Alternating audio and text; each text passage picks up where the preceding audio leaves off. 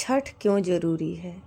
चलिए आप लोगों को बताते हैं कि छठ ज़रूरी नहीं, बहुत ज़रूरी है। छठ उन माँओं का इंतज़ार है जिन्होंने अपने बेटे को सालों साल नहीं देखा है, और जब छठ होगा तो उनके बेटे घर आएंगे। छठ उन बेटियों के लिए गोल्डन टिकट है। जब छठ आता है तो बेटियाँ अपने मायके आती हैं अपनी माँ के साथ छठ मनाने के लिए। छठ बहुत ज़रूरी है। कद्दू भात से शुरू होकर ये पर्व 4 दिनों का उत्साह और घर में जश्न की तरह मनाया जाता है। आम की लकड़ी पर बनता हुआ ये एकदम सौंधा सौंधा मीठा खीर, जिसका स्वाद साल भर तक और किसी खीर में नहीं आता है। तो छठ बहुत ज़रूरी है।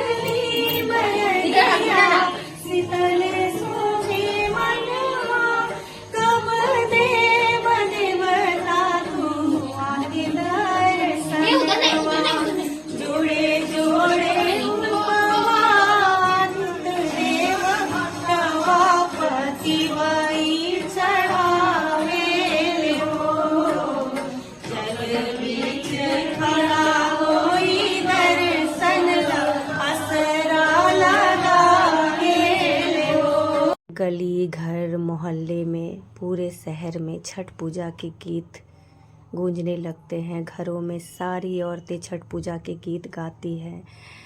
इधर खरना की पूजा होती है। सभी लोग चुपचाप एकांत में जा कर के बैठ जाते हैं ताकि जो परवर्तिन है, जो खरना कर रही हैं, वो शांतिपूर्वक इस पर्व को मना सके। नाक पर से ये पीला सिंदूर लगाने का सुख वही जान सकते हैं जिनके घर में छठ होता है। तो छठ बहुत ज़रूरी है। और ये खरना पूजा का प्रसाद, इससे ज़्यादा अमृत वाली चीज़ तो कुछ हो ही नहीं सकती। बारी आती है तीसरे दिन की, जब घर में पहली अर्घ की तैयारी होती है और इधर पूरे बड़े बड़े परातों में ठेकुआ बनने लगता है। और ये ठेकुआ जो है ना, हमारे छठ पूजा की, हमारे यूपी बिहार झारखंड की शान है। हमारे घर का ये वो मिठाई है जो सभी लोग खाना चाहते हैं। अगर कोई पूछे कि छठ का मेन प्रसाद क्या है तो सभी लोग बोलेंगे कि ठेकुआ।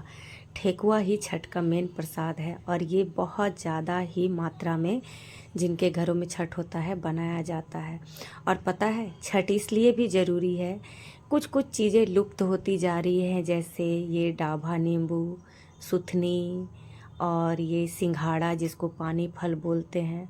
तो छठ इसलिए भी ज़रूरी है ताकि ये फल जो है साल में एक बार ही दिखें, पर ज़रूर से ज़रूर हमारे शहर में, हमारे बाज़ारों में आए। बात आती है पहली अर्घ की।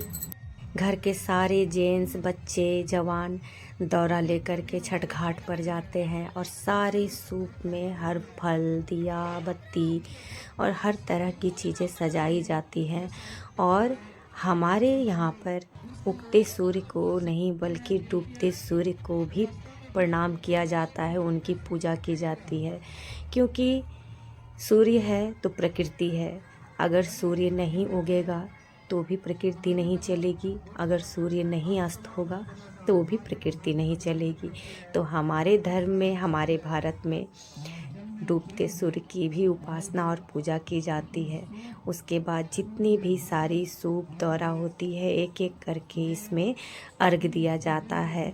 छठी मैया का उपासना करने वाली हर परवर्तिन सूप ले करके अर्घ दिलाती है। सभी लोग अर्घ देते हैं सूर्य देव को और सभी प्रणाम करते हैं।